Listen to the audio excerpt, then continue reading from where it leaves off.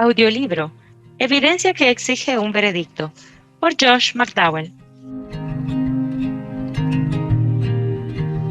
Se burlaron.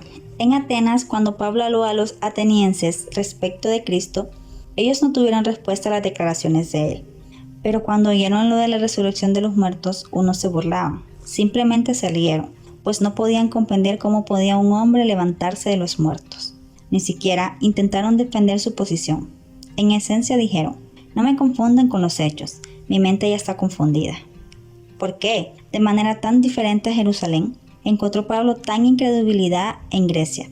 ¿Por qué? Mientras se hallaba en Jerusalén, el hecho de la tumba vacía era indisputable.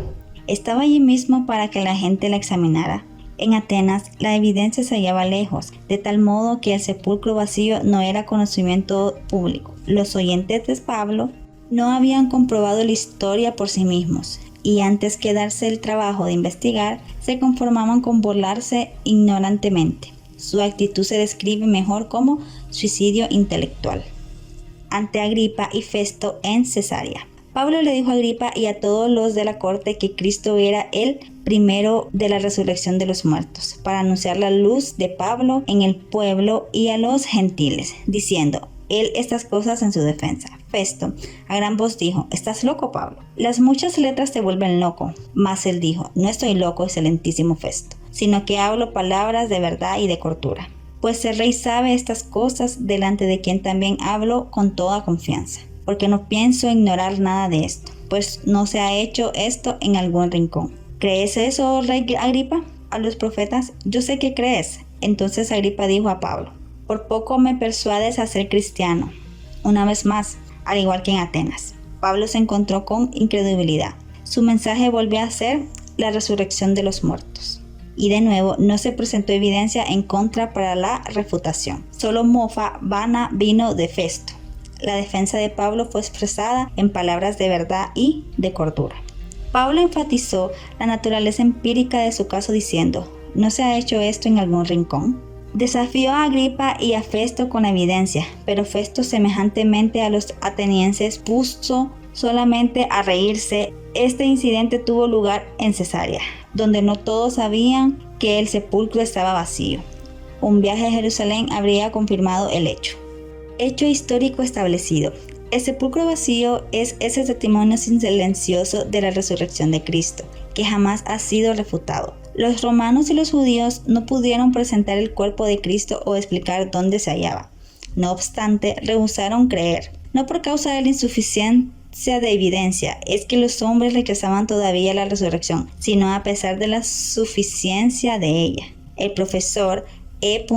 Day escribe: en esta tumba vacía, el cristianismo ha discernido siempre un importante testigo de la lógica de la creencia. Los cristianos nunca han dudado que, en efecto, ésta se hallaba vacía en el tercer día. Las narraciones evangélicas concuerdan en enfatizarlo. La carga de la comprobación descansa no sobre los que sostienen la tradición, sino sobre los que se niegan que el sepulcro se hallaba vacío o explican la ausencia del cuerpo del Señor por medio de alguna teoría racionalista. El profesor James dice: el sepulcro vacío no es el producto de un condoroso espíritu apologético, un espíritu no contento con la evidencia para la resurrección contenida en el hecho de que el Señor se había aparecido a los suyos y los había vivificado para una nueva vida de victoria. Es una parte original, independientemente y desprovista de motivos, del testimonio apostólico. Hechos psicológicos establecidos. Las vidas transformadas de los discípulos. John Stott dice: tal vez la transformación de los discípulos de Jesús sea la mayor de las evidencias de la resurrección. El Dr. Simon, el fiscal de Harvard, dice referente a los discípulos: era por consiguiente imposible que ellos pudieran haber persistido en afirmar las verdades que han narrado. Si Jesús no hubiese efectivamente resucitado de los muertos y si ellos no hubiesen conocido este hecho con tanta certidumbre como conocían cualquier otro hecho. Los anales de las gestas militares muy escasamente podrían presentar un ejemplo igual de constancia heroica, paciencia y valentía intrépida. Ellos tenían todos los motivos posibles para examinar cuidadosamente los fundamentos de su fe. y las evidencias de los grandes hechos y verdades que afirmaban. Paul Little: ¿es que acaso estos hombres que ayudaron a transformar la estructura moral de la sociedad son unos mentirosos consumados a locos engañados? Estas alternativas son más difíciles de creer que el hecho de la resurrección, y no hay ni una brizna de evidencia que las apoye. Miremos la vida cambiada de Santiago, el hermano de Jesús. Antes de la resurrección, él menospreciaba todo cuanto su hermano defendía. Pensaba que las declaraciones de Cristo eran vocingélers, pretensiones y que servían únicamente para arruinar el nombre de la familia. Después de la resurrección, sin embargo, Santiago se halla junto a los otros discípulos predicando el evangelio de su Señor. Sus epístolas describe bien la nueva relación que él tenía con Cristo. Se describe a sí mismo como siervo de Dios y del Señor Jesucristo. La única explicación para este cambio en su vida es la que nos da Pablo. Después de Jesús apareció a Jacobo, Santiago. George dice que el escepticismo de Tomás se manifiesta en la creencia de que la muerte de Jesús sería la muerte de su reino. Vamos, también nosotros, para que muramos con él. El hombre que pronunció estas palabras en la ocasión en que las pronunció no tenía esperanza de que Cristo resucitara. Ningún hombre propondría morir con otros y esperarse verle de nuevo dentro de pocas horas. Tomás, en ese momento, había renunciado a toda creencia intelectual. No veía posibilidad alguna para Jesús. No creía en su poder físico. Se había formado la idea de que las fuerzas del mundo exterior serían demasiado fuertes para él, que lo aplastarían. Sin embargo, Jesús también se le apareció a Tomás. El resultado fue registrado en el Evangelio de Juan, donde Tomás exclamó: «Señor mío y Dios mío». Tomás cambió al parecer después de ver su Señor resucitado en la tumba y llegó a experimentar la muerte de un mártir. La siguiente descripción de los cambios que ocurrieron en las vidas de los apóstoles después de la resurrección es un interesante retrato poético. En el día de la crucifixión, ellos estaban llenos de tristeza. En el primer día de la semana, de alegría. En la crucifixión estaban desesperados. El primer día de la semana sus corazones refugían de seguridad y esperanza. Cuando el mensaje de la resurrección recién llegó a ellos, estaban incrédulos y duros para convencerse, pero una vez que estuvieron seguros, jamás volvieron a dudar. ¿A qué podría atribuirse este sorprendente cambio en estos hombres en tan corto tiempo? La mera remoción del cadáver de la tumba no podía haber transformado sus espíritus y caracteres. 3 días no son suficientes para que surja una leyenda que los afecte de este modo. Se necesita tiempo para un proceso de crecimiento legendario. Es un hecho psicológico que exige una completa explicación. Piensen en el carácter de los testigos, hombres y mujeres que dieron al mundo la más alta enseñanza ética que se haya conocido, y que aún sus enemigos podían testificar que vivían de acuerdo con ella. Piensen en el absurdo psicológico de descubrir una pequeña banda de cobardes derrotados ocultos en un aposento alto cierto día, unos y pocos más tarde transformados en una compañía que ninguna clase de persecuciones podía silenciar.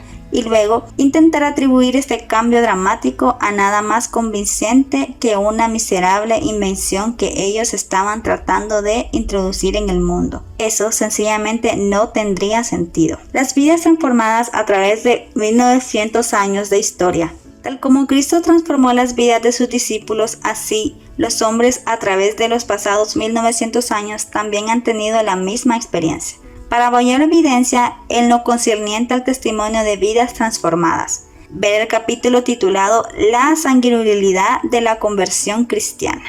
El veredicto. El hecho apostólico establecido de vidas cambiadas es, entonces, una razón de peso para creer en la resurrección. Es evidencia subjetiva que aporta su testimonio al hecho objetivo de que Cristo se levantó al tercer día. Pues solamente un Cristo resucitado podría tener el tal poder transformador en la vida de una persona. 21. Su celo por Dios. Profecía. Porque me consumió el celo de tu casa, y los denuestos de los que te vituperaban cayeron sobre mí. Salmos 69:9. Cumplimiento. Y haciendo un azote de cuerdas, echó fuera del templo a todos y dijo: Quitad de aquí esto y no hagáis de la casa de mi padre casa de mercado. Juan 2, 15 y 16. Fawcett dice: porque el celo de tu casa me ha comido, me consume como una llama con su fuerte intensidad. Salmos 119, 139. La expansión de por amor de ti como una muestra del celo del Mesías por el honor de la casa de Dios, y los reproches de los que te reprochaban han caído sobre mí a causa de mi ardiente celo por tu honor. Los reproches dirigidos a ti cayeron sobre mí. 3b.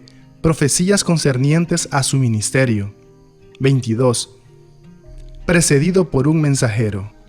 Profecía: voz que clama en el desierto, preparad el camino a Jehová, enderezad calzada en la soledad a nuestro Dios. Isaías 43. Ver también Malaquías 3:1. Cumplimiento: vino Juan el Bautista predicando en el desierto de Judea y diciendo: arrepentíos, porque el reino de los cielos se ha acercado. Mateo 3:1 y 2. Ver también Mateo 3:3, Mateo 11:10, Juan 1:23 y Lucas 1:17. Fuente judía. El Targum Isaías acerca de Isaías 43 dice: la voz de uno que clama, preparad camino en el desierto delante del pueblo del Señor, allanad senderos en la soledad ante la congregación de nuestro Dios. 23. Iniciación del ministerio en Galilea.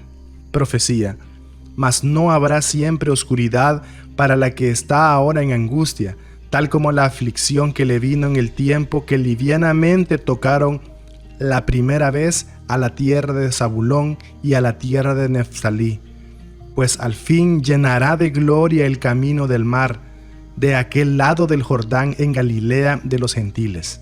Isaías 9:1. Cumplimiento: cuando Jesús oyó que Juan estaba preso, volvió a Galilea y dejando a Nazaret, vino y habitó en Capernaum, ciudad marítima en la región de Zabulón y de Neftalí. Desde entonces comenzó Jesús a predicar y a decir: arrepentíos, porque el reino de los cielos se ha acercado. Mateo 4, 12, 13 y 17. 24. Ministerio de milagros. Profecía: entonces los ojos de los ciegos serán abiertos y los oídos de los sordos se abrirán. Entonces el cojo saltará como un ciervo y cantará la lengua del mudo. Isaías 35, 5, 6a. También Isaías 32, 3 y 4. Cumplimiento: recorría Jesús todas las ciudades y aldeas, enseñando en las sinagogas de ellos y predicando el evangelio del reino y sanando toda enfermedad y toda dolencia en el pueblo. Mateo 9:35. Ver también Mateo 9:32 y 33. Mateo 11, del 4 al 6. Marcos 7, 33 al 35. Juan 5, del 5 al 9.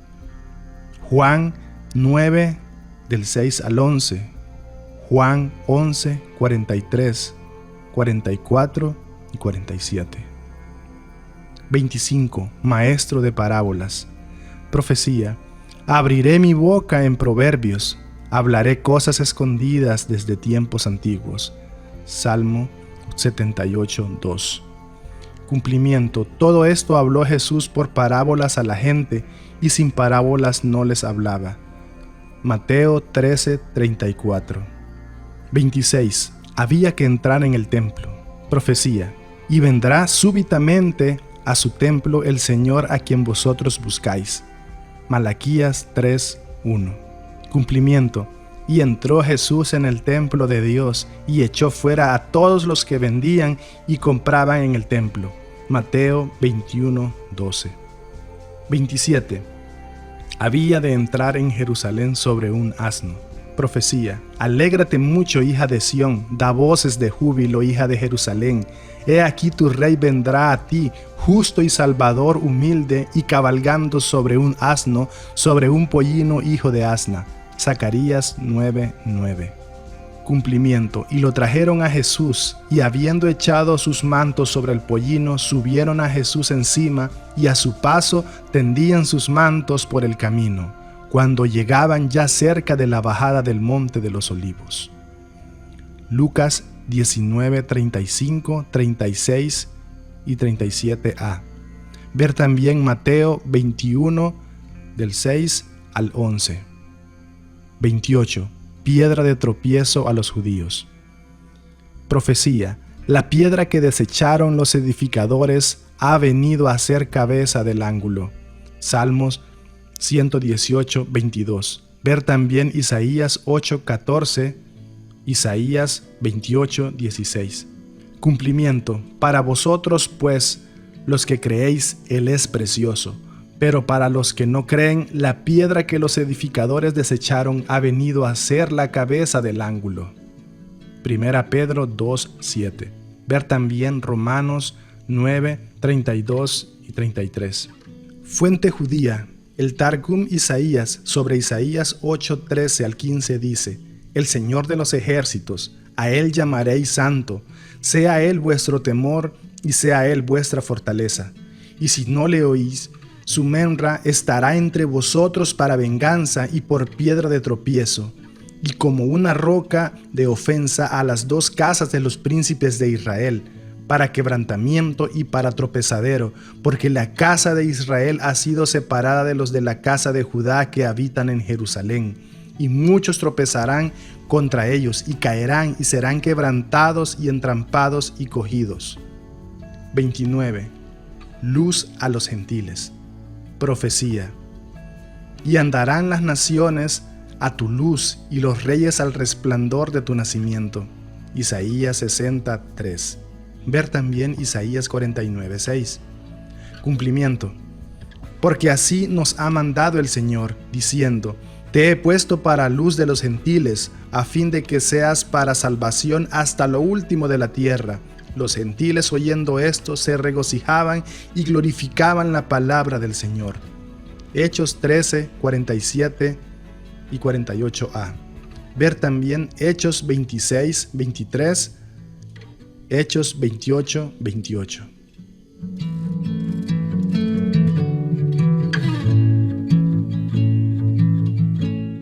De los modernos racionalistas que niegan la resurrección de Cristo, el Camus escribe: ellos dicen, si se levantó no estaba muerto, o si murió no se ha levantado.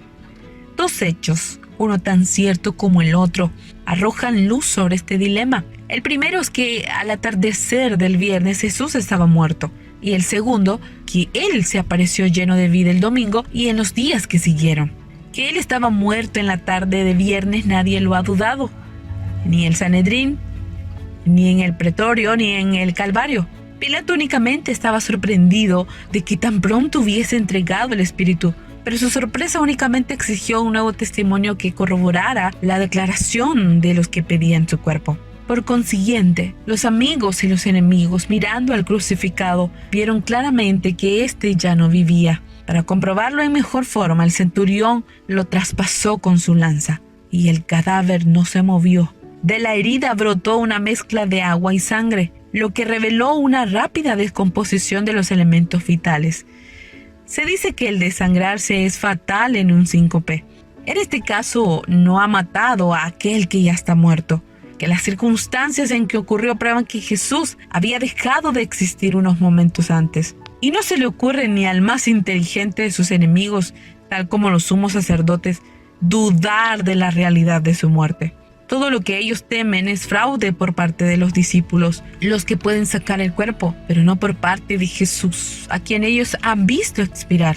Él fue bajado de la cruz y así como no había dado señales de vida con el lanzazo del soldado, del mismo modo ahora permanece quieto y frío en los amantes brazos que lo levantan, lo llevan, lo embalsaman, lo amortajan y lo colocan en la tumba. Después de cubrirlo con pruebas de desolación y cariño, ¿podemos imaginarnos un desfallecimiento más completo que este o más oportuno? Permítanos añadir que este sería ciertamente el más fortuito final de una vida ya de sí misma, tan prodigiosa en su santidad y tan fecunda en su influencia. ¿Esto era coincidencia imposible? ¿Era más milagroso aún que la resurrección misma? Los discípulos de Jesús no tuvieron la impresión de que él hubiese meramente revivido de un desmayo. El escéptico, David Friedrich Strauss, quien ciertamente no creía en la resurrección, asestó un golpe mortal a cualquier pensamiento de que Jesús revivió de un desmayo. Estas son sus palabras: es imposible que un ser que se hubiese librado medio muerto del sepulcro, que se arrastrara por ahí débil y enfermo, necesitado de tratamiento médico, que necesitaba vendaje, fortalecerse y ser tratado con consideración, y que por fin sucumbió a sus sufrimientos, pudiera haber dado a los discípulos la impresión de que era un conquistador sobre la muerte y el sepulcro, el príncipe de la vida, una impresión que yacía en el fondo de su futuro ministerio. Una revivificación semejante hubiese solamente debilitado la impresión que él había hecho sobre ellos en la vida y en la muerte, cuando más pudo haberles dado una voz elegíaca, pero de ningún modo podía haber cambiado su pena en entusiasmo, haber elevado su reverencia hasta el punto de la adoración. William Milligan, en The Resurrection of Our Lord de Maximilian, al describir las apariciones de Jesús a sus discípulos, dice que eran no las de una cámara de enfermo, sino de salud y fortaleza y activa preparación para una gran obra en la que había de ocuparse de inmediato. Él continúa: el desaliento ha dado lugar a la esperanza, la desesperación al triunfo, la postración de todas las energías a una ejercitación sostenida y vigorosa.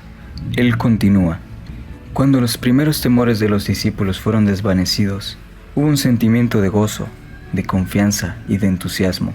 No vemos ninguno de esos sentimientos de compasión, de simpatía por el sufrimiento, de deseo de prestar ayuda, que deberían haber surgido por la causa de la aparición de una persona que se hubiese desfallecido por la fatiga y la agonía, que hubiese continuado en estado de inconsciencia desde la tarde del viernes hasta la mañana del domingo, y que estuviese ahora solamente en los primeros momentos de la recuperación. El profesor E.H. Day dice: en los relatos de las varias apariciones del Cristo resucitado, no hay trazas de tal debilidad física como debería haber habido si Cristo hubiese revivido de una aparente muerte. Los discípulos vieron, en efecto, en su Maestro resucitado, no a uno que se recobra contra todas las expectativas de agudos sufrimientos, sino a uno que era Señor de la vida y conquistador de la muerte, y que ya no se encontraba engrillado por limitaciones físicas, como ellos lo habían conocido en los días de su ministerio. Los que proponen la teoría del desmayo tienen también que decir que Jesús, una vez hubo revivido, pudo realizar un milagro de salir de las ropas fúnebres que estaban firmemente enrolladas alrededor de todas las formas de su cuerpo y dejarlas sin desarreglarlas en absoluto. Merrill C. Tenney, The Reality of the Resurrection, Moody Press, explica las ropas fúnebres. Al preparar un cuerpo para la sepultura de acuerdo a la costumbre judía, por lo general se le lavaba y se le colocaba en posición recta, y luego se le vendaba bien apretado desde las axilas hasta los tobillos con tiras de lino de aproximadamente 30 centímetros de ancho. Entre las envolturas o pliegues se colocaban especias aromáticas, a menudo de consistencia gomosa. Servían parcialmente como preservativo y parcialmente como un cemento para pegar las envolturas de lienzo, de modo de formar una cubierta sólida. El término de Juan Ceñido, Gir Edesan, está en perfecto acuerdo con el lenguaje de Lucas, en donde el escritor dice que el cuerpo fue arrollado en lienzos. En la mañana del primer día de la semana, el cuerpo de Jesús se había desvanecido, pero las ropas fúnebres estaban allí todavía. Las envolturas se hallaban en la posición en la que había estado la cabeza, separadas de las otras por la distancia de las axilas al cuello. La forma de la cabeza todavía era aparente en ellas, pero la carne y los huesos habían desaparecido. ¿Cómo se había deslizado el cadáver de las envolturas, siendo que no podrían éstas deslizarse de las curvas del cuerpo cuando estaban firmemente enrolladas alrededor de él? Los que mantienen, dice James Roscoe, esta teoría tiene que decir que Cristo, en condición debilitada, fue capaz de hacer rodar la piedra de la entrada de la tumba. una hazaña que los historiadores dicen que haría necesario el concurso de varios hombres. Salir del sepulcro sin despertar a ninguno de los soldados, pasar por sobre los soldados y escapar. El profesor E.H. Day comenta sobre este punto. Las improbabilidades físicas de la suposición son verdaderamente abrumadoras. Aun si fuésemos a rechazar el relato de la custodia del sepulcro, queda la dificultad de suponer que uno que acaba de reponerse de un desmayo pudiera haber movido la piedra de la puerta del sepulcro, que era muy grande. Concernente al enorme tamaño de la piedra del sepulcro de Jesús, es absurdo suponer que Jesús pudiese haber vencido a la guardia romana, aun si hubiera podido mover la piedra. Hombres como los que mantendrían la vigilancia habrían tenido muy poca dificultad en tratar con un ser que había escapado medio muerto del sepulcro. Según Strauss describió a Jesús, también el castigo por quedarse dormido durante la guardia era la muerte, de modo que los soldados deben haber estado completamente despiertos. Si Jesús meramente revivió de un desmayo, la larga caminata a una aldea llamada Emaús, que estaba a unos 11 kilómetros de Jerusalén, habría sido imposible. El profesor Day dice: una larga caminata seguida de la aparición a los discípulos en Jerusalén es inconcebible en el caso de que alguien que se ha recobrado de un desmayo provocado por heridas y fatiga. El profesor E.F. Kevan hace los siguientes comentarios sobre este punto. Sobre sus pies, que habían sido horadados hacía solamente 2 días antes, él camina sin dificultad los 11 kilómetros entre Emaús y Jerusalén. Él está tan activo que durante la comida desaparece repentinamente de la vista de sus compañeros de viaje, y cuando ellos vuelven a la capital a anunciar las buenas noticias a los apóstoles, allí lo encuentran de nuevo. Se les ha anticipado. Con la misma vivacidad que caracteriza todos sus movimientos, se presenta repentinamente en la sala en donde se hallan reunidos los discípulos. ¿Son estas las acciones de un hombre que ha sido puesto en una tumba en una condición de completa fatiga? No. Si Jesús había meramente revivido de un desmayo parecido a la muerte, él habría explicado su condición a los discípulos. Al quedarse callado, habría sido un mentiroso y engañador, permitiendo que sus discípulos propagaran una proclamación de resurrección, que era en realidad un cuento fantástico de resurrección.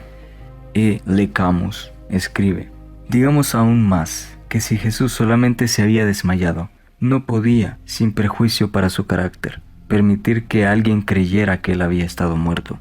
En lugar de presentarse como alguien que ha resucitado, él debiera haber dicho simplemente librado providencialmente.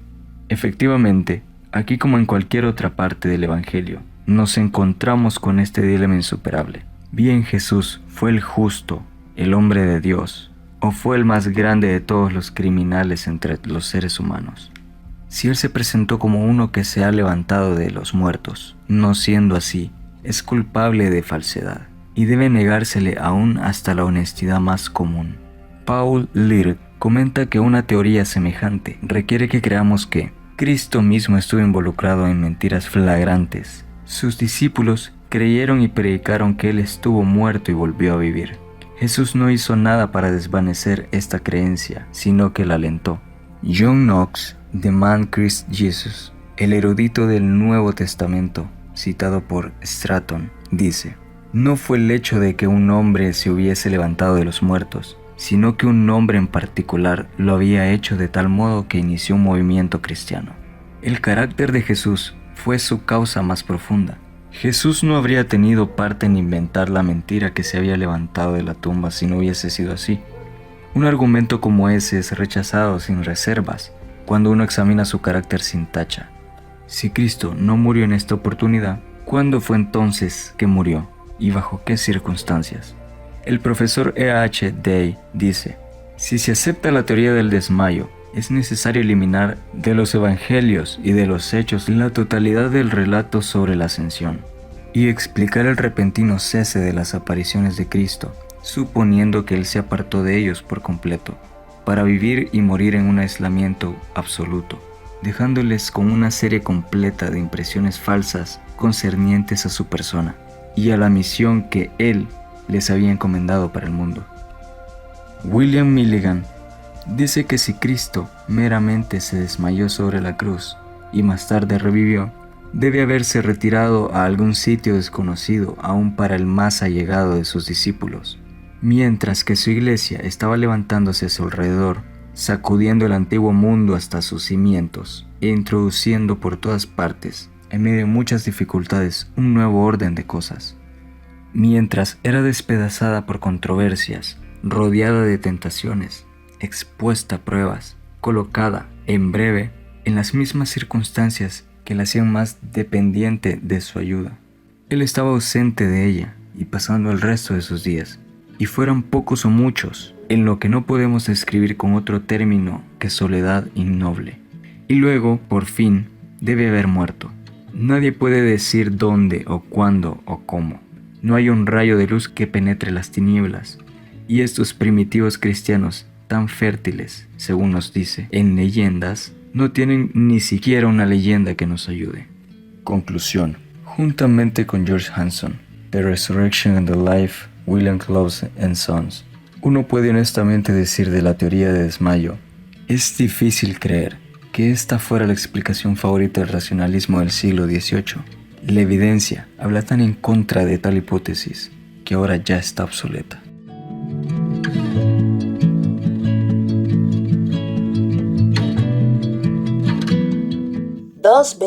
La teoría del robo. La opinión.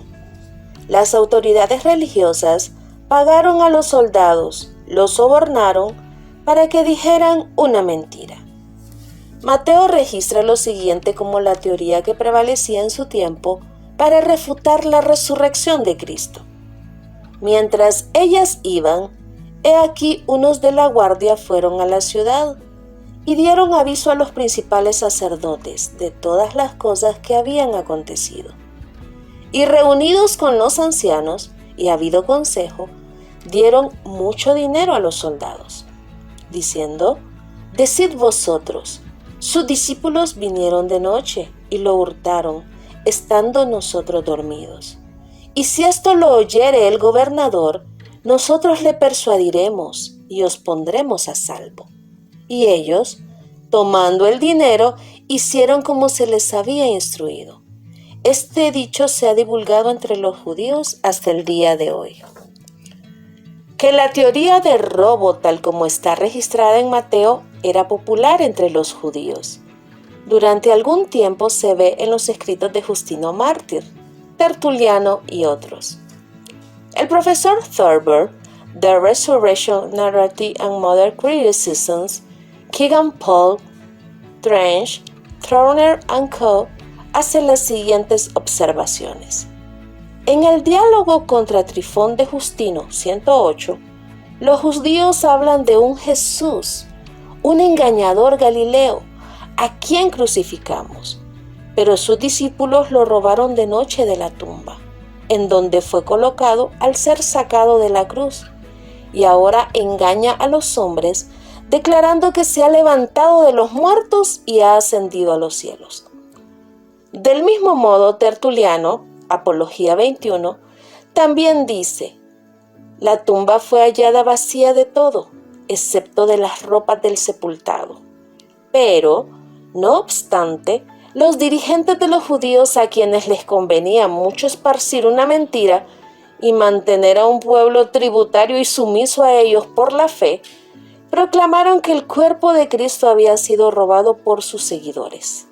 Y una vez más, con una fina ironía, dice The Spectator 30, este es aquel a quien sus discípulos robaron secretamente para que se dijera que se había levantado, o que el hortelano lo había puesto en otro lugar, con el fin de que sus lechugas no fueran dañadas por las multitudes de visitantes. Esta declaración la encontramos repetida en la literatura judía medieval. Libro judío en Eisenmenger, Rey Marus repite la misma historia.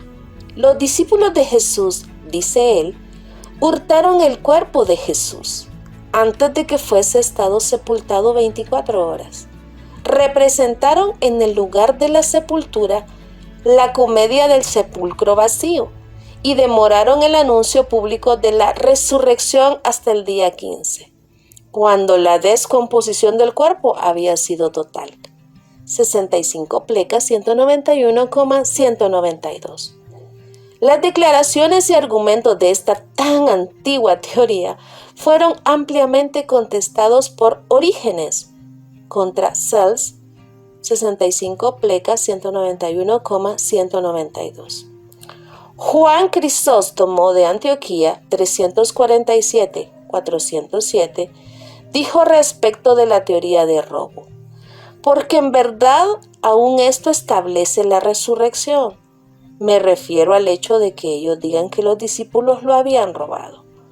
Pues este es el lenguaje de hombres que confiesan que el cuerpo ya no estaba allí, cuando por consiguiente ellos confiesan que el cuerpo no estaba allí.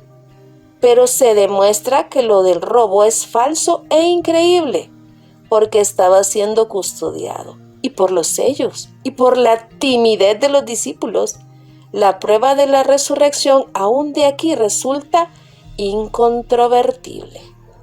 La refutación. La tumba vacía tiene que ser explicada de algún modo. El profesor E. Kevan dice que mientras la tumba vacía no es necesariamente prueba de la resurrección, presenta, sin embargo, dos alternativas distintas.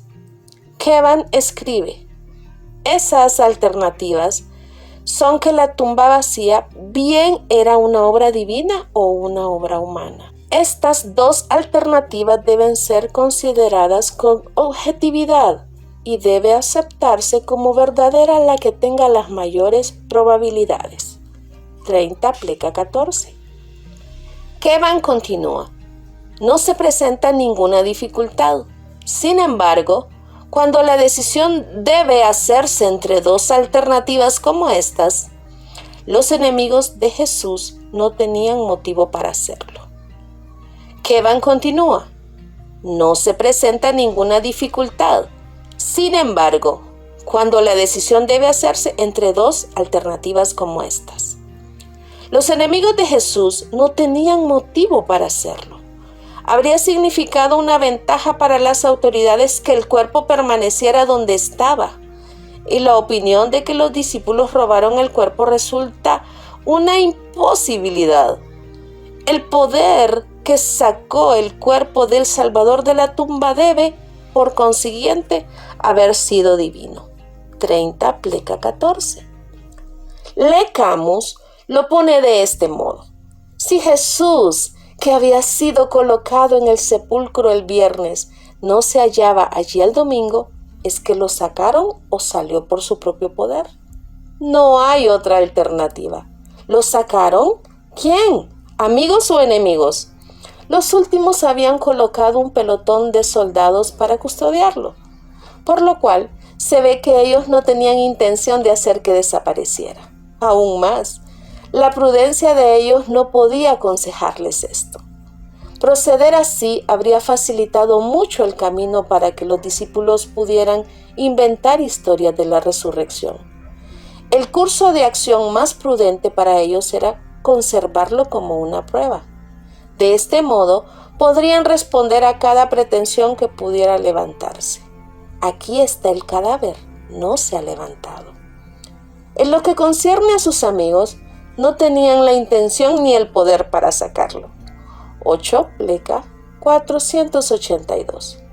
Wilbur Smith, A Great Certain in the World of the World Crisis, Van Happen Press, 1951, dice: estos soldados no sabían cómo explicar el sepulcro vacío. El Sanedrín les dijo lo que tenían que decir y los sobornó para que pudieran repetir temerosos este cuento urdido con apresuramiento. 55 pleca 22-23. A.B. Bruce, The Expositor's Great New Testament, Hodder and Strong, 1903, afirma: el informe que habría de propagarse supone que hay un hecho que necesita ser explicado: la desaparición del cuerpo, y se implica que la declaración. El informe que habría de propagarse supone que hay un hecho que necesita ser explicado: la desaparición del cuerpo. Y se implica que la declaración que ha de difundirse es reconocida como falsa por los soldados. C. Pleca 337,338. Que los discípulos robaron el cuerpo de Cristo no es una explicación razonable para la tumba vacía. El testimonio de los guardias no fue cuestionado. Mateo registra que unos de la guardia fueron a la ciudad y dieron aviso a los principales sacerdotes de todas las cosas que habían acontecido. Mateo 28:11. El profesor R.C.H. Lenski, The Interpretation of St. Matthew's Gospel, de Wasbrook Press, 1943, declara que el mensaje de la resurrección de Jesús fue comunicado a los principales sacerdotes mediante sus propios testigos. Los soldados que ellos mismos habían apostado, los testigos más intachables que se puede imaginar. El testimonio de la guardia fue aceptado como absolutamente cierto. Sabían que la guardia no tenía razón para mentir. 34 Pleca 1161,1162. Wilbur M. Smith, Terreford Stand, Baker Book House, 1965, escribe: debiera notarse antes de todo que las autoridades judías nunca cuestionaron el informe de los guardias. Ellos no salieron a verificar si la tumba estaba vacía, pues sabían que estaba vacía. Los guardias nunca hubieran vuelto con una historia como esta en sus labios a menos que estuviesen informando de hechos actuales, indiscutibles, puesto que se exponían a que los apresaran. La historia que las autoridades judías dijeron a los soldados que repitieran tenía como finalidad explicar el por qué la tumba estaba vacía. El profesor Albert Roper, hablando de Anás y Caifás, su explicación hipócrita de la ausencia del cuerpo de Jesús de la tumba proclama la falsedad de sus razones. De no ser así, ¿por qué habrían buscado comprar el testimonio perjuro de los soldados? Luego los judíos, al no cuestionar la veracidad del testimonio de los guardias, dan una tácita confirmación al hecho de que la tumba de Cristo estaba vacía. La historia que urdieron de que los discípulos robaron el cuerpo de Jesús es únicamente una excusa inútil, presentada por falta de algo mejor. Se tomaron muchas precauciones para asegurar el sepulcro contra el robo. Para los discípulos, tales medidas hubieran sido un obstáculo insuperable en cualquier plan de robar la tumba. El profesor Albert Roper, Did Jesus Rise from the Dead? Sonderbank Publishing House, 1965, dice: seamos honestos, nos vemos confrontados con una explicación que para las mentes razonables no resulta ser una explicación. Es una solución que no soluciona.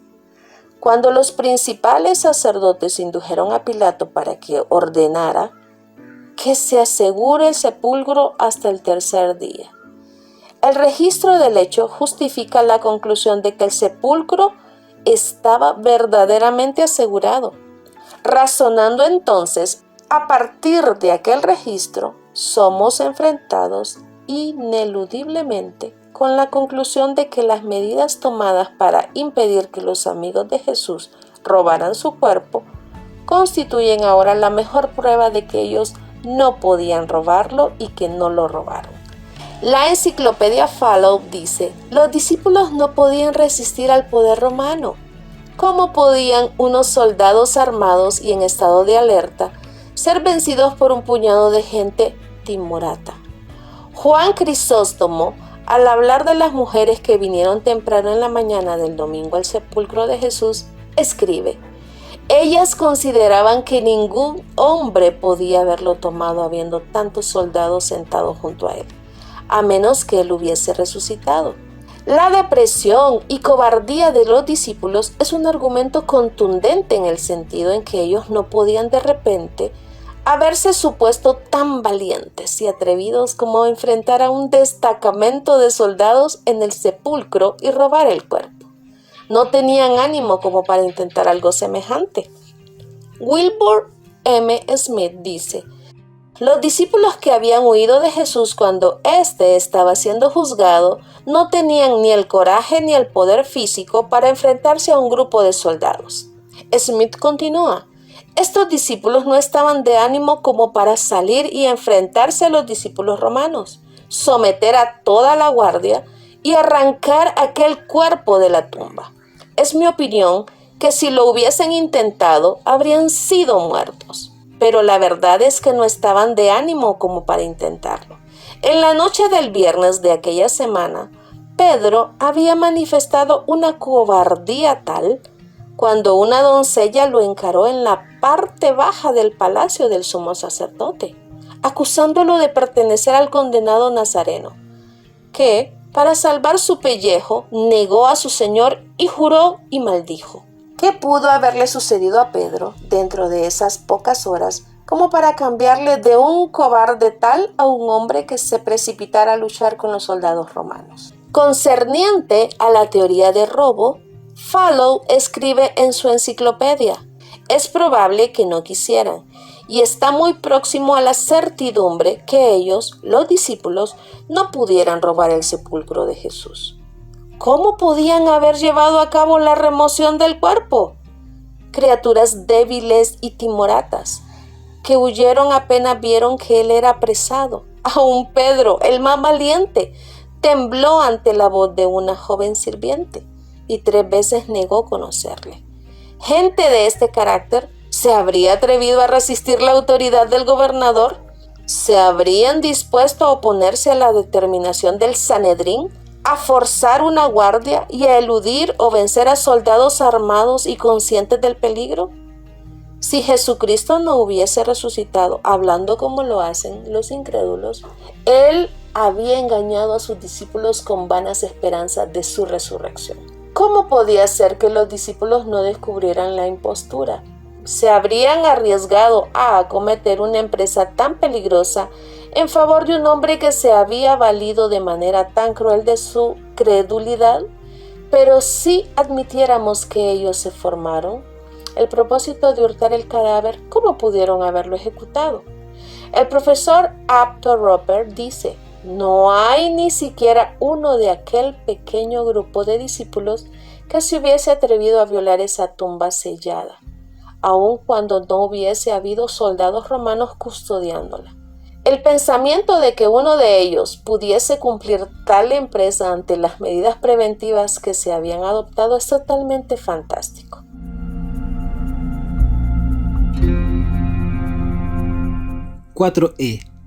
Si los soldados estaban durmiendo, ¿cómo podían decir que habían sido los discípulos quienes robaron el cuerpo?